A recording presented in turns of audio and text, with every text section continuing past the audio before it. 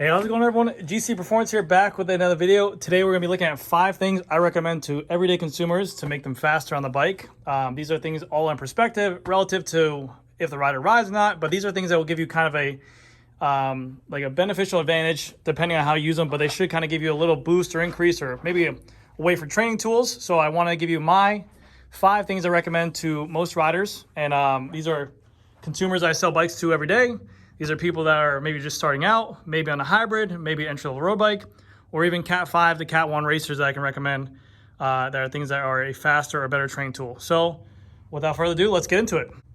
Number 1, absolute black oversized pulley wheel is the best. No, I'm absolutely kidding. I was just joking around just because everyone was going crazy. All right, so first thing I always recommend to someone is a cycling computer. It doesn't have to be anything crazy like a Garmin, like Wahoo, like Hammerhead. All those products are a great learning tool and user-friendly tool as well. But you can even start out with something simple like this, like a Cat Eye wireless computer. It's $60. It gives you speed that will always currently display your speed in miles per hour or kilometers. It gives you time of day, time on the bike, miles like an odometer, miles for that trip, max speed, and average speed. This is going to be a great tool, especially if you're starting out for riding and you don't know how to get faster.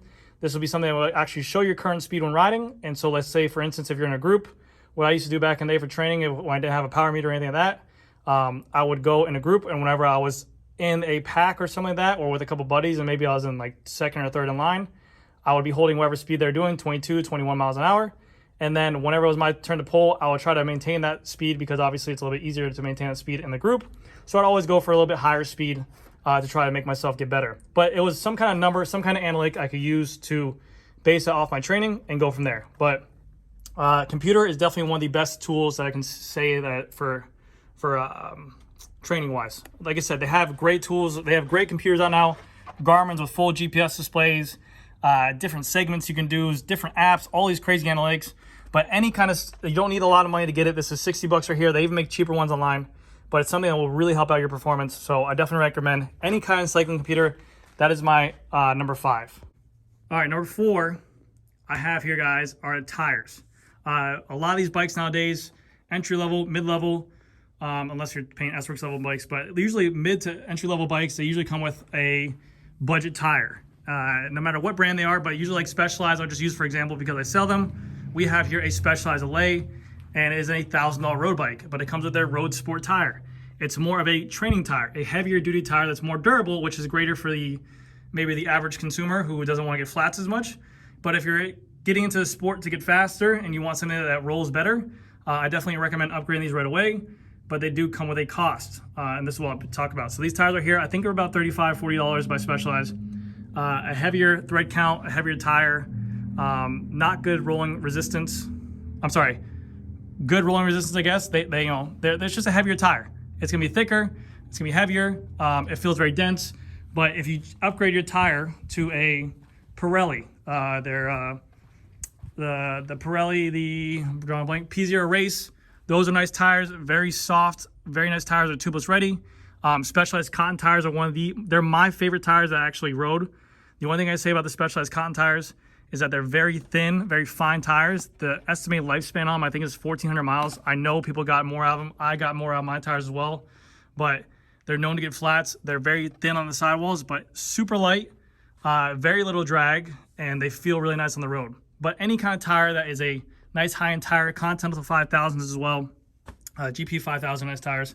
But any tire that's a little bit more money, Schwabe, that's going to have less rolling resistance, a lighter thread count, maybe allows tubeless. Maybe if your rims, I don't know if you're buying entry-level rim, but something that allows tubeless in the future.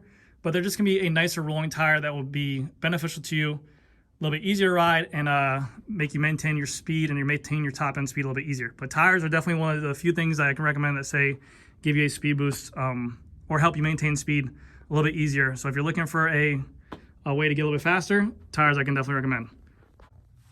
All right, guys, so here we got number 3, and this is kind of for the more of the higher end customers, but a power meter. And the reason why I say this is because after I got a computer, a cycling computer, and I had that data, I started training. Obviously, there's days where it's windier, there's days where I wasn't feeling it. But this is one of the things that stays a constant, is a power or watts. So if you get a power meter or something to read your wattage or what you put out to, it's always gonna stay consistent, and it's on your bike, it's the same platform, you're always gonna get kind of the same number. Even if it's off compared to other people's power meter, you're still getting a solid number of what you're getting in terms of use.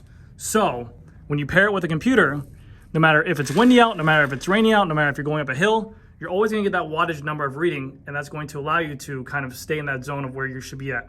So let's say the group starts going up faster in speed and pace, but you know that if you go above a certain power level or a certain wattage number, then you're going to be, your legs will blow up. It's a great tool to kind of set yourself for and kind of say, hey, I need to stay in between this amount of watts this day. I'm going to hit for this amount of watts this day, or maybe this average day was this many watts, and I want to go for this much. It'll definitely help you push your threshold higher and also maintain a better average speed as well. They are expensive. They're getting a little bit better at becoming more consumer friendly in pricing. I think they have like one-sided power meters for like $600. They have stages, left-sided power meter crank arms, I think for around like $300, depending on where it is. They're definitely becoming more affordable for the everyday average consumer. And maybe you're a type of person who doesn't care. You just want to have, just go out and ride and have fun of riding. But a lot of people, they like numbers, they like data, they like analytics, they like to compare to their friends, they like to upload to Strava. But this is one of the most ultimate tools you can put out there. It's something that will always remain the same, no matter if it's windy out, and no matter if you're tired, fatigued. It's always gonna be a number you can rely on that will give you accurate data. So a power meter, I definitely recommend for a number 3 spot in terms of increasing your speed. It's the tool. Forget cadence. I know you can use cadence. Heart rate's always good, but you could eat a cheeseburger before you ride and your heart rate can spike, or you can be at the end of your ride, your heart rate could be at its max, whatever. This number is always going to be a number that will be, no matter what you eat at, it's putting out power. So it's a great thing to have. So power meter, number 3. Number 2, guys, we have here a proper bike fit. So this can be recommended to anyone from starting off an entry-level bike all the way to people who have been on a bike for a very long time and in this sport for 10 plus years and riding the same bike for the same size, and they're fast on the ride, but they're very stubborn. They don't want to get a bike fit. These type of things do help. And what I mean by that is that the more comfortable you are on the bike, the more power you'll be able to put out, because of the fact that you can sit in the saddle longer, you can stay aero for more longer, and this will allow you to transition power better. Now, a lot of us are maybe the weekend warriors. A lot of us maybe ride every other weekend. So you don't have to go into that in-depth of a bike fit, like a retool fit or a guru fit that's $400. Maybe just a simple $50 fit at your local bike shop to make sure your saddle height is right, to make sure your torso length is right. Because of the fact that if you spend all this money on like a $400 fit and you only ride it every 2 weeks, no matter what you do, you're going to be sore. You might be uncomfortable. You might be looking for a different outcome than what you're thinking. My analogy is that less is more for the everyday rider in terms of a bike fit. You want to make sure you're comfortable on the bike, and you just want to make sure you can be able to put out watts. So if you don't ride that much, don't slam your stem, because if you don't slam your stem, you can possibly stay in a tucked in aero position for a little bit longer. You can stay in your handlebars. You're not fidgeting around. You'll be able to put out more power. Also, I've seen a lot of times where people just kind of get on the bike and their seat is way too low, and they get a lot of pain in the top of their knees. Because of the fact that there's nowhere, they're clipped in, there's nowhere for their femur to go, it's pushing into their patella. You'll get that a lot. Or if the seat's too high, sometimes you'll get pain in the back of your knee for overextending. So a bike fit is one of the most crucial things, especially if you're trying to gain speed and power. You want to make sure your body is in the right optimized spot to put out power. You want to make sure you're comfortable to a point where you're not just slamming your stem and doing what the pros are doing, because maybe that doesn't work for you. Maybe you have really tight hamstrings. Maybe you have really bad hips. Maybe you can't bend over right. And put out the power that you would be in a slam stem position. So you want to make sure if you're trying to compete, trying to gain speed, you want to be fitted properly for that.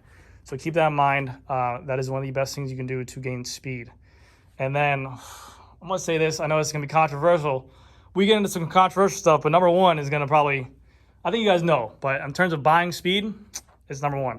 1 second. All right, guys, we're talking about the absolute black hollow cage. No, I'm just kidding. Number 1 thing I can recommend for buying speed, to increase speed, carbon wheels. I'm going to grab these right here. It doesn't matter which wheels you get, as long as you upgrade your stock wheels, whatever is on your bike. And this is always going to be in perspective to where you live, because it's going to be either a deeper dish wheel or a shallower dish wheel compared to where you live at. But carbon wheels are definitely one of the best upgrades from going to a heavy, clunky aluminum wheel that comes stock in your bike And if you're looking to get serious into road biking or serious into gaining speed, carbon wheels will be lighter. They'll rotate faster.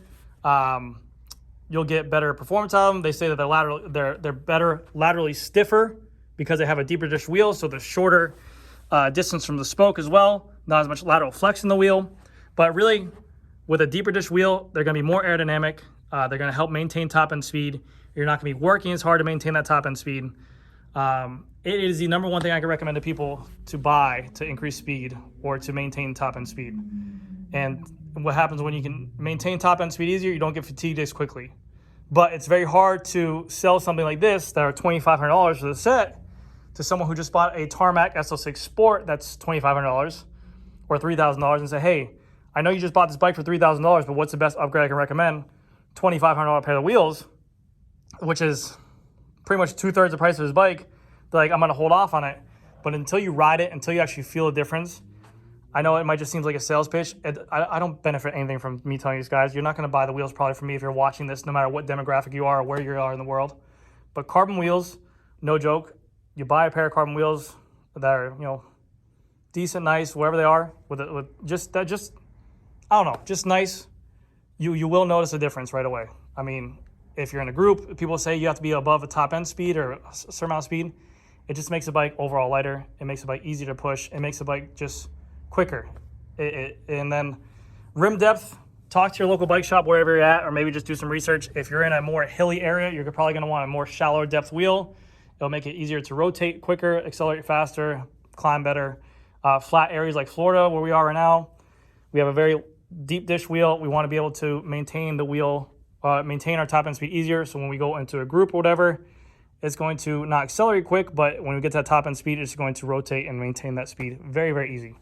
But always recommend a carbon fiber wheel to anyone, even if it's a WINSPACE wheel, a Reynolds wheel, whatever kind of wheels you want. They do make a big difference. I've done videos on the Reynolds, the AR 5862 wheels, some of the best wheels out there for company backing, performance, what they offer. They're a stiff wheel. I mean, they're a really nice wheel. WINSPACE is out there as well. But yeah, those are my top 5 things I always recommend to consumers. There are some other ones out there. Obviously, clip-in shoes and pedals, but I figured majority of you watching this probably have clip-in shoes and pedals, but that makes a huge difference. And I wasn't gonna say saddle, but it's preference. Some people just buy a bike and don't even notice the saddle. But if you're uncomfortable on a bike, that results back to the fit. Definitely a saddle, a right fitting proper saddle for you might make all the world of difference. But hopefully you guys enjoyed the video. Let me know if you guys learned anything. Hopefully you guys enjoyed the little jokes I put in there as well. Just all fun, nothing serious. You guys take things way too serious on the internet.